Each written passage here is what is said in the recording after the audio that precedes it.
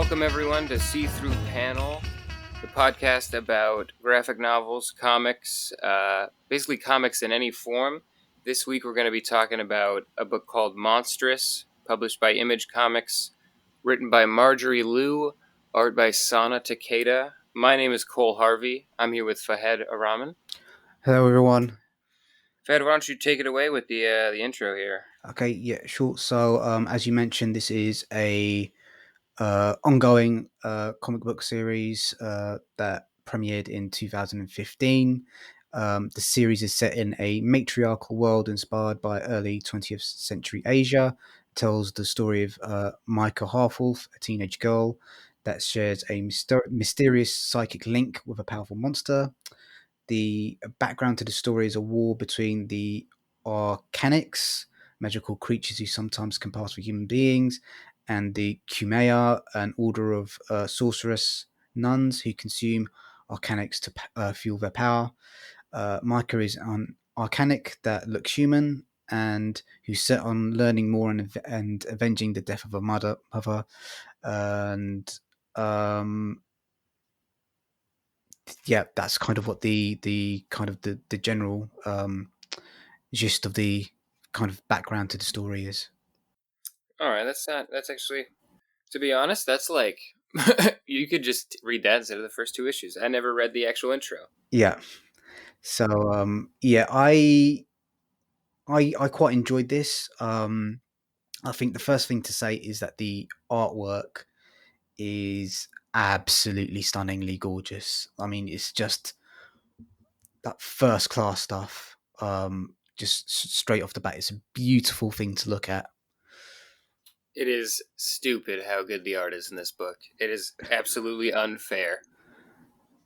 Yeah, I mean, It's yeah, I think that's it is kind of like you see the standard that you know sh- you know San has reached in terms of the character design. Well, I've got issues with the character design, but just the level of detail, the panel layout, the emotions that the faces of the characters convey, just everything about it is just top level. It is. It's like you said. It's just stupid, and it's almost unfair to kind of like other professionals in the field that she's able to produce stuff of this high standard.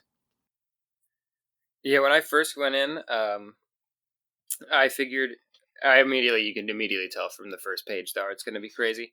Um, so I was worried that she was like a great like background and concept artist, but I wondered about her like facial expressions, and portraying like the character acting.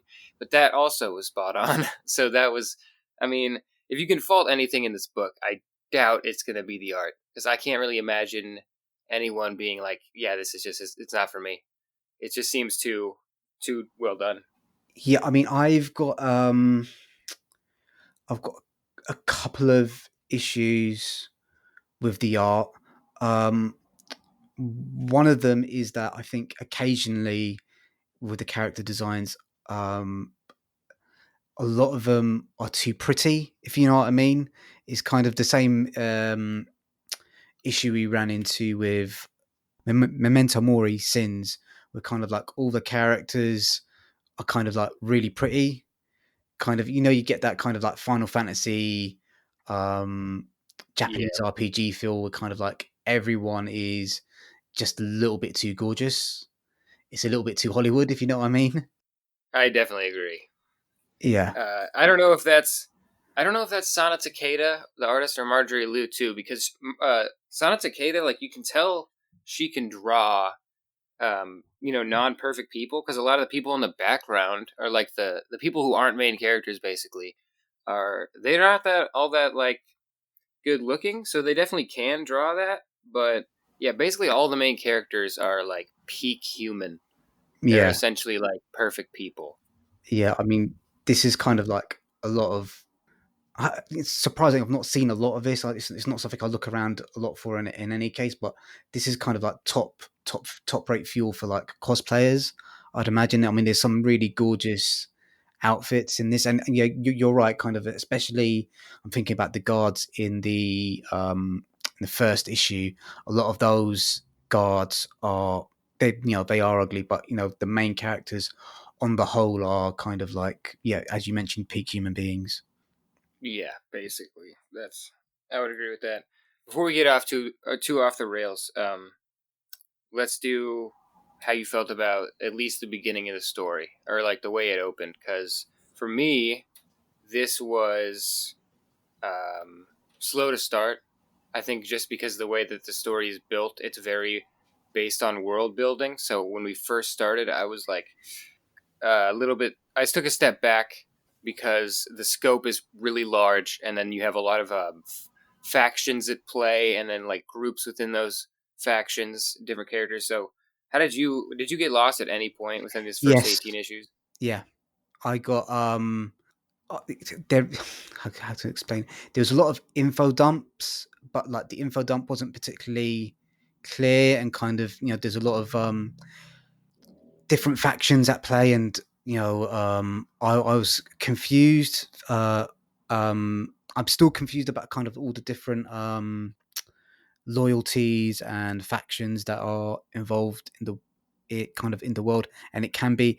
This isn't a book that can necessarily hold your hand. It's a little bit like Winds of Winter, Winds of Winter, Song of Fire and Ice, Game of Thrones, Yeah. where it's kind of like, I'm going to mention all these names, and it's up to you to kind of like keep up with it. So, yeah, I do agree with that. I was I did go back a few times trying to figure out who was loyal to who and all that sort of stuff. Yeah,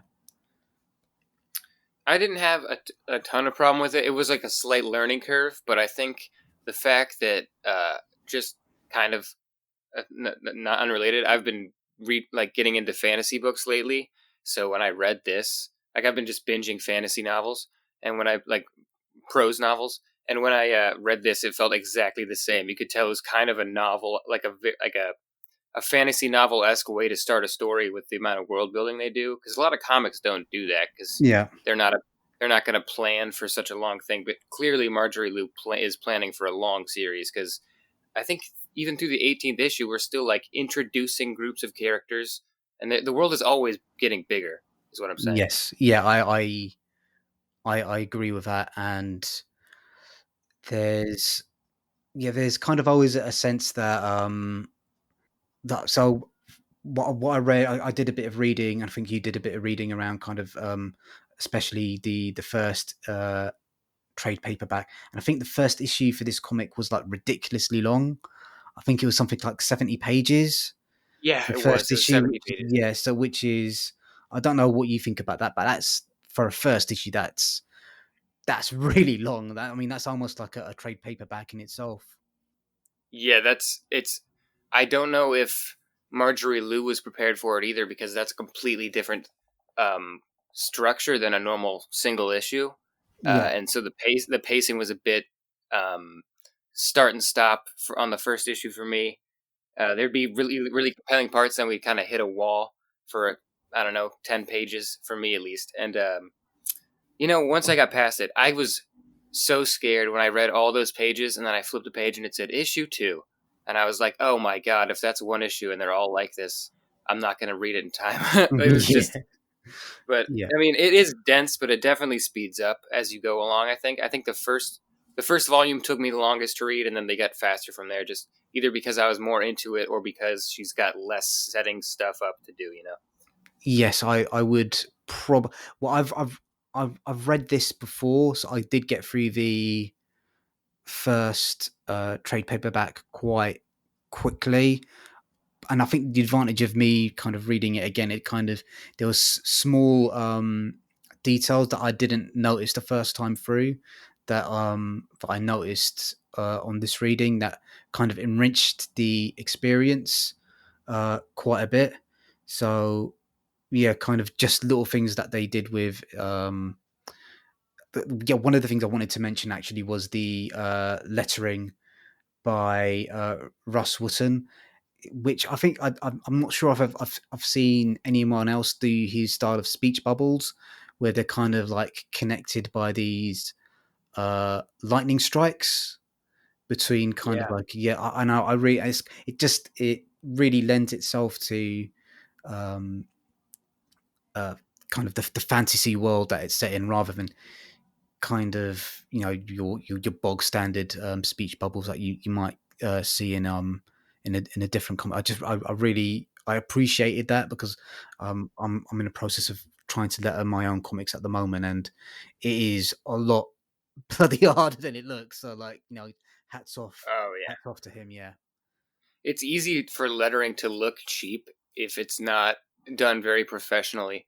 And this guy, Russ Wooten, I believe, yeah, yeah, Russ Wooten, he's um, he's done a couple Image books and I think some DC and Marvel books. So he's a pro, and everyone will do the multicolored speech bubbles to show you who's talking, but yeah, the way that these are set up in this book, it never didn't work. Like, I always knew who was talking and who was whatever color, even if the colors didn't really, like, I wouldn't think blue for this character and just know it, but it worked because you could tell whose dialogue is who. So I think the lettering went well with the writing there, and the two gods in the middle and towards the later of the book, or the first 18 issues. They have really cool speech bubbles oh too. Like, yes, they're very yes, they do. stylized. Yeah, yeah, they do. The Yeah. red and the green, yeah, I really liked that too. So, I mean, the lettering did lend itself. You actually noticed the lettering, which normally would be a bad thing, but I thought it was pretty noticeable in a good way for a change. Yes, I completely agree with that. It just made me. I just kind of like noticed it, and it's really admirable, kind of like in the uh, correct sense of that word. I really admired what he was doing with the lettering there. So just the entire visual package, everything from the line work to the inking to the pencils to the lettering to the coloring, it just yeah, it's not surprising that that it won so many Eisner Awards. Yeah, not really, not surprising at all. Yeah. Just from looking at it, did you find the story to be compelling? Like, did this the main character, Micah, Micah Half Wolf, I believe? Is she? I mean, is she like a compelling main character to you? So this is what I would say about Micah. She reminded me of. Have you seen The Legend of Korra at I've all? not. Okay, I've so not. I I stopped think after Avatar.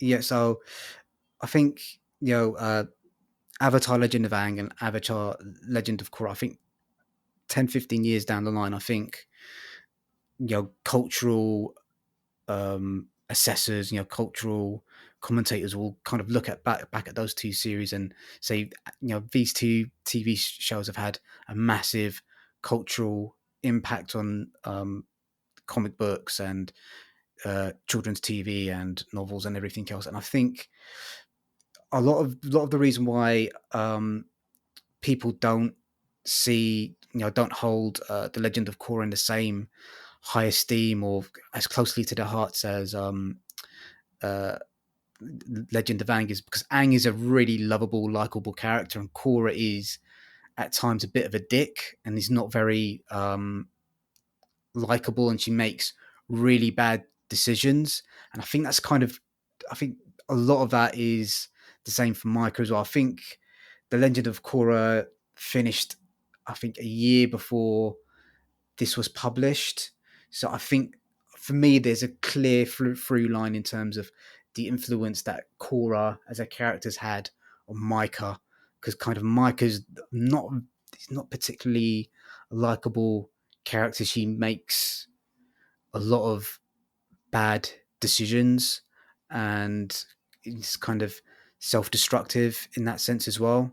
So compelling, yes, sort of, but she's not someone that I'd be able to kind of like hold dear, hold close to my heart, if that makes sense.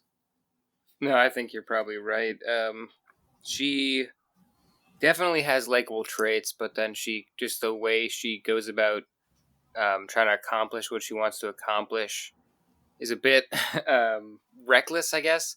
And at Yes. times, to me, narratively, it feels like all these characters are kind of like being pulled on a string. Like, everyone, their motivations are there, and their reasons to do it are there. So it's weird that I don't feel like it's organic, but some of them just feel like they're. I think it might be the dialogue. Some of them just feel like they're so sure of what they will do next. They're going to do this no matter what, and you don't really need a reason to like know why they're about to do that or how they're going to do it.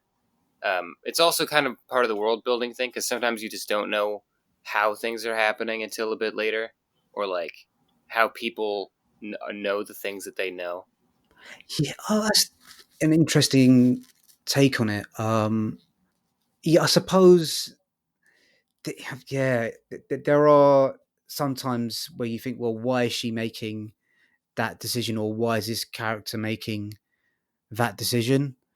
Um, Yeah, and there are a couple of points where you think, well, maybe she's doing that because the story requires them to do that, rather than it being kind of uh, a decision that character in that moment in that world would naturally take. exactly. That's a much more eloquent way of saying it. Yes, Yeah, definitely. and I think the other thing about, and I was reading a few interviews about this, and kind of I was just wondering if like Michael was a boy, whether it'd be a bit more easier for me to kind of relate to some of the decisions that she was making, because I think Lou especially kind of talks about and this is not something I'd realized until Lou. I read an interview of Lou that most of the major players in the story are women, and I was like, oh yeah, I didn't realize that. And then I was just thinking You're maybe like right. my dis, I won't say dislike, my kind of inability to kind of bring my Micah into my heart is kind of, maybe that's because she's a woman, and if she's a boy, it might be a bit easier for me to kind of like relate to her on that level. I don't know Mm. what you think about that. I mean, she's kind of just hard for me to relate to in general, just because she has like her couple of hooks as a character are the intrigue of the monster in her. Um, her past. She was like a child during a time of war, so she's kind of broken in that way. And then she physically is. She has no left arm, I believe. Yeah, her left Yeah, arm is gone. So there's like, and then, but emotionally, I don't know if you have a bunch of hooks, because she's just like a big old dick all the time, yeah, and she's very violent. Which I mean, the monster makes her violent. Sometimes that violence is done.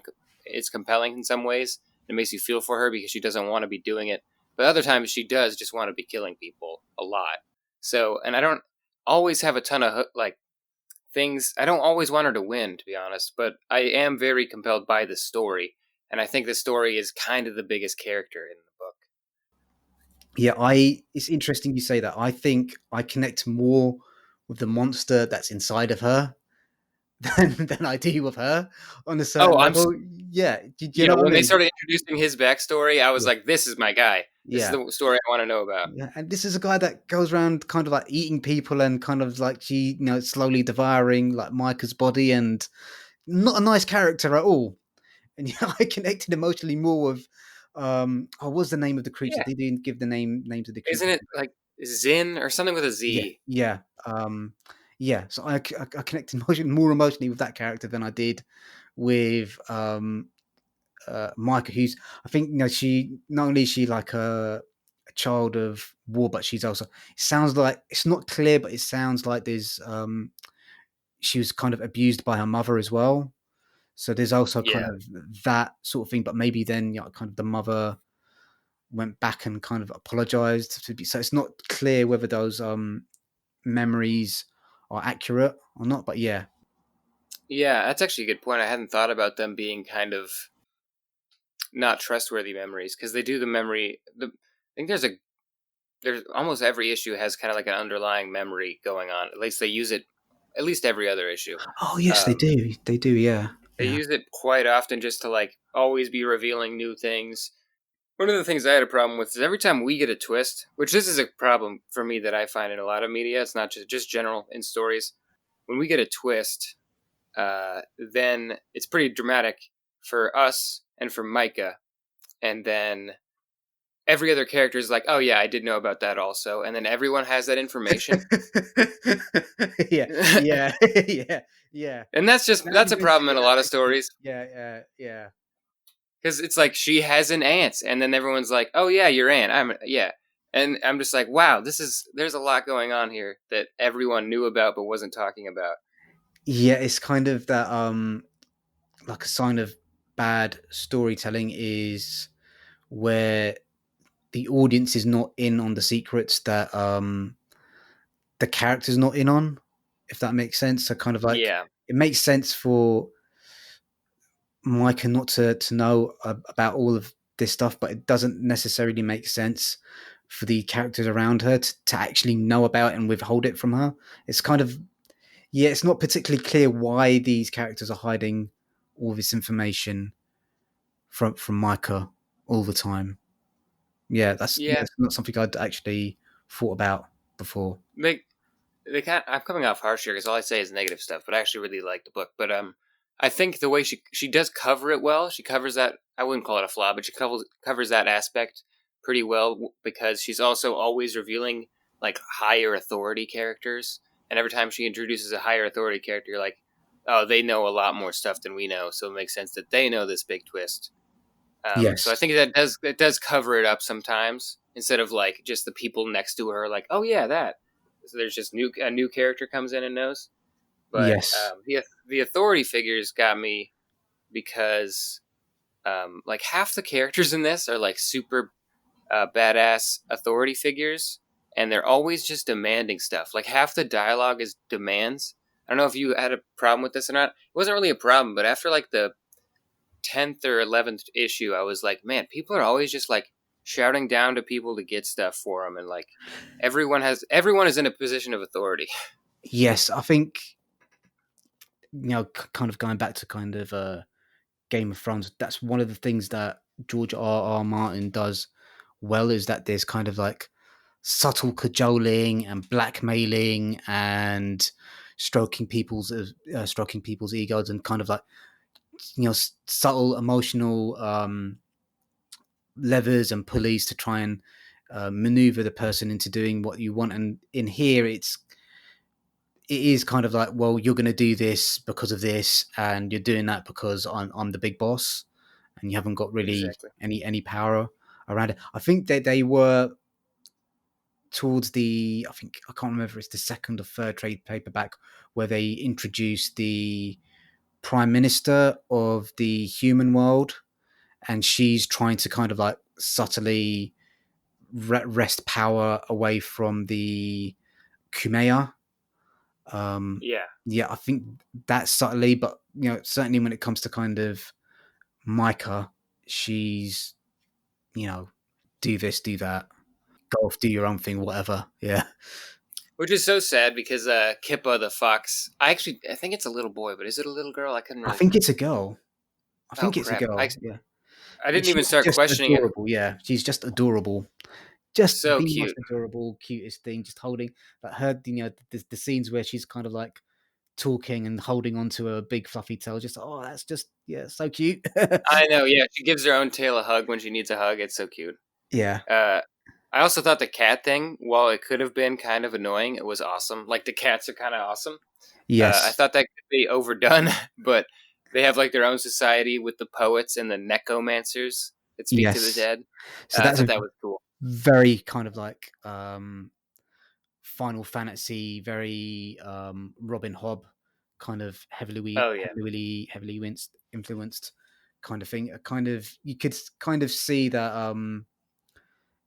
there was kind of a lot of JRPG influences, kind of like the cat characters, basically like Moogles from Final Fantasy World. The one thing I wanted to uh, talk about a little bit. Did you find like I don't know if it's just because we were in lockdown, but did you? I struggled to read through this at points because it's almost relentlessly grim. There was kind of it just is kind of very grim. it's very very kind of it's all war and violence and people being horrible to each other, and kind of the only moments of levity are with the fox character and the cat character. There's a little bit later on when we get introduced to Micah's uh, goddess father, the big tiger bloke. but yeah, apart from that, it's almost relentlessly grim. Yeah, it's kind of grimdark fantasy. I think that largely has to do with the dialogue. The dialogue is just very edgy at times. I think it kind of does a disservice to the book because it's got all these things that make it very adult feeling. Like it's I guess it's not fully portraying nudity, but it's like kind of casually doing that, and it's kind of just like breaking down these barriers that we have with fantasy comics. But then it almost feels like YA, like young adult stuff, because the dialogue will veer into a little too edgy for me, a little too grimdark, and then just some of the way the characters act. Yeah, they just only want violence, and there's trying to think of one character that's entirely it hasn't done anything really bad, because even her goddess father has killed people. He says he killed a bunch of people. Yeah, he's a pirate, So so yeah, yeah, and he's kind of like one of the most nice guys in the book. So I don't yeah, know, I can't think of anyone that's not kind of a piece of crap. yeah. It's yeah. It's kind of that YA thing is it's quite an interesting thing that you've kind of picked up on there, because there is kind of Micah's love story with the winged arcanic. Um, we've I've got to do a better job of remembering, actually writing down the characters' names. She's the character that goes off to. She's like one of the highborn Oh, people. the Tuya, yeah. Tuya. And she's going to be getting engaged to Micah's auntie. Is that correct? I Also, think so. I so can't yeah, remember. that felt to me like very YA teenage love triangle sort of thing Yeah, going on there. Yeah, like a bit of a YA conflict. Yeah, especially because I thought we had a lot of more problems like than a love triangle. Um, but I mean, I'm not really bothered by any of that. I did think that was well done. The Micah Tuya um, love interest thing was well done, because I literally had the thought before the reveal. I was like, she really talks to her friend really closely and seems to really love yeah, her. And then I was like, okay, it kind of makes sense. As soon as they reveal, you're like, I kind of saw that coming, yeah. but in the good way. In a good way, I think it was pretty well done. That's kind of another reason why I say there's kind of the influence from the Legend of Korra, because Korra, I can think, kind of like famously is the first bisexual character in a children's television show, and kind of like having Micah be a lesbian in this, for me, is kind of like a natural follow on from that. And if you look at kind of like Cora's design and Micah, they're kind of a little bit similar, I think, and Oh yeah. especially kind of like the world of the legend of Korra is, I think, I think someone described it as silk punk, and I think that's kind of similar to the world of Monstress as well. The world, I think we've only kind of periphery touch on it. The world is amazing. The actual world the story is setting is absolutely fantastic, I think. I love it's probably my favorite part of the book is the setting. Like I love seeing the different cities.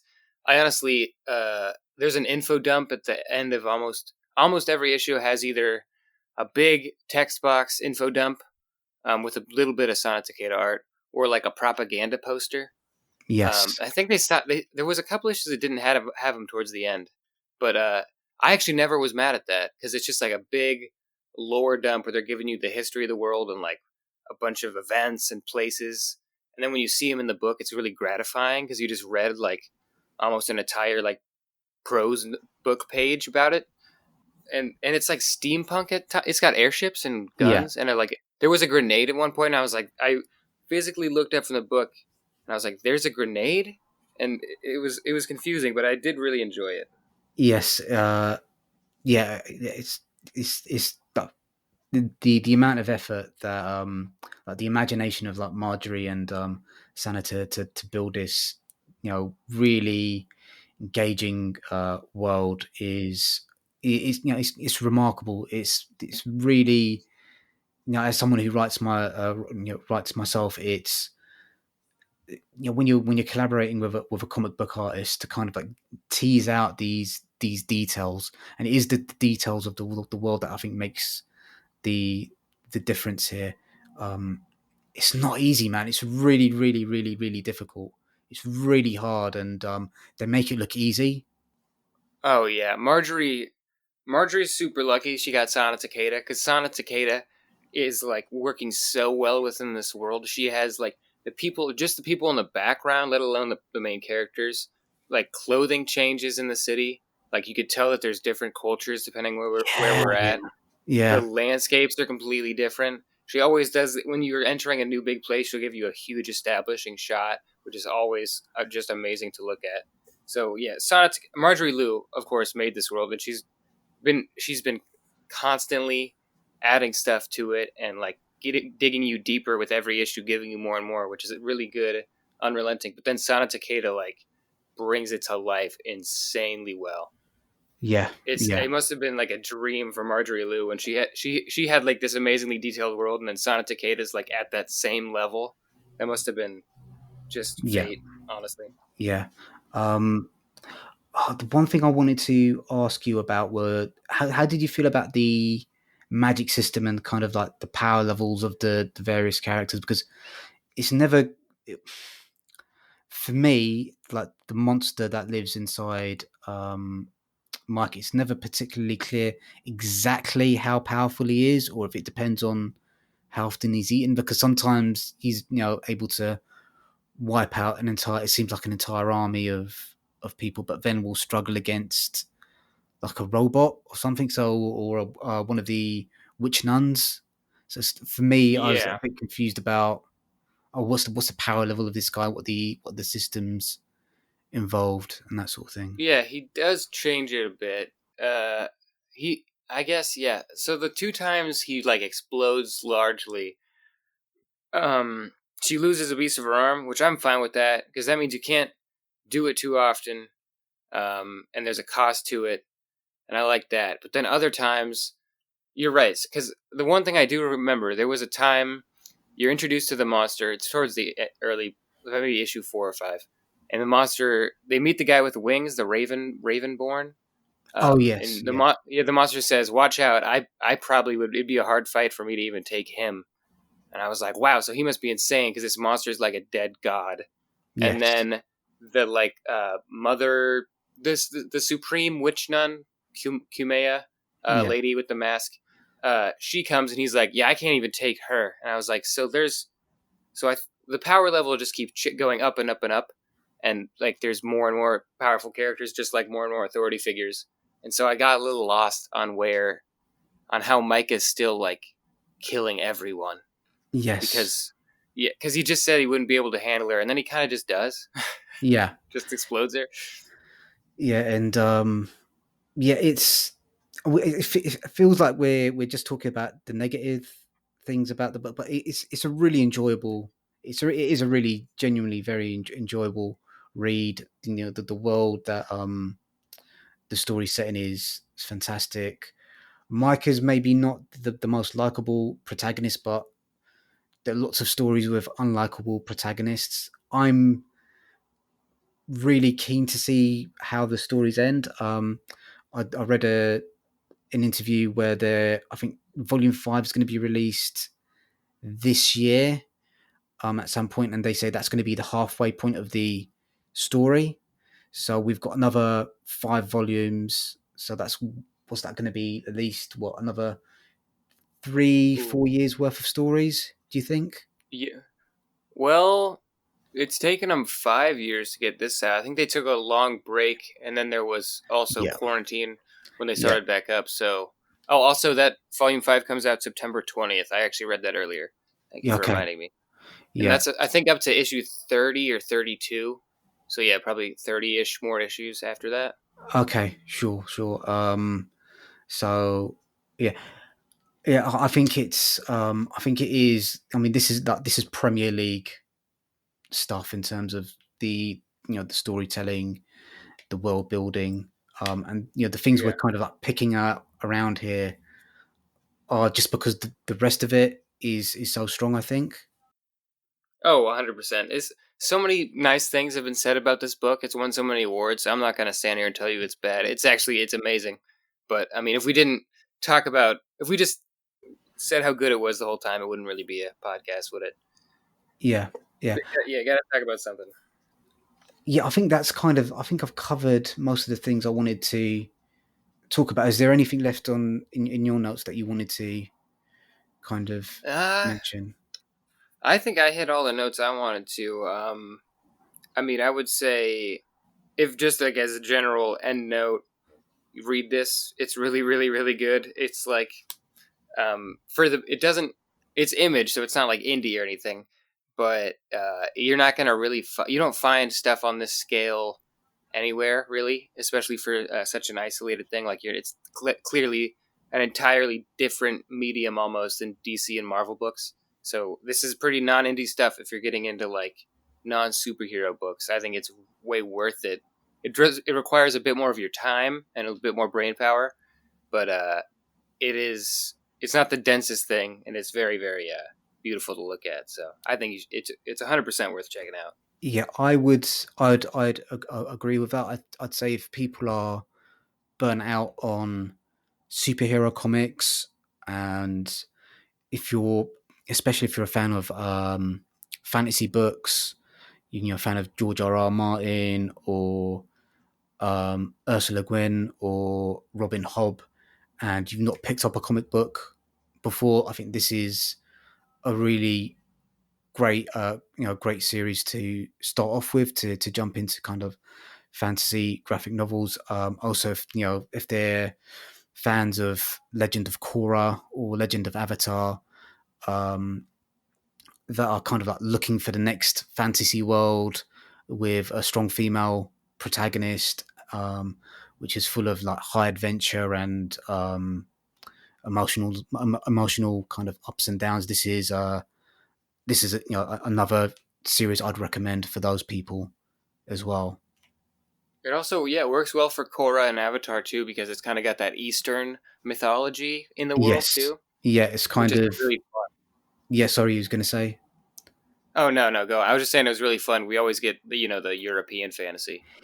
yes. I mean, kind of just like a complete side point to this, but I play a few video games, and I just kind of you get kind of sick and tired of every time you see a video game like the protagonist is a white guy with brown hair and kind of blue eyes. So it is nice to see a world where there are kind of a diverse set of characters, kind of in Monstress, it's kind of set in a world inspired by 20th century Asia. And as you mentioned, it's not like a homogenized Asia, kind of like all the different cities and different people have kind of got their own individual feel, which I think is really nice. And it's also, I mean, until I read it in the interview, I didn't realize most of the lead characters were female as well. So yeah, it's got a lot going for it.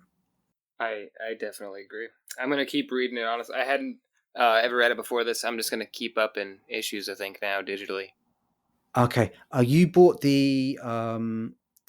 like the volume one, which is kind of the first free trade paperbacks in one book, didn't you? Yeah, it's called Monstress Book One versus it's instead of Volume One, so it's a big hardcover. Okay, is there a kind of what's kind of like the is it a nice thing to hold?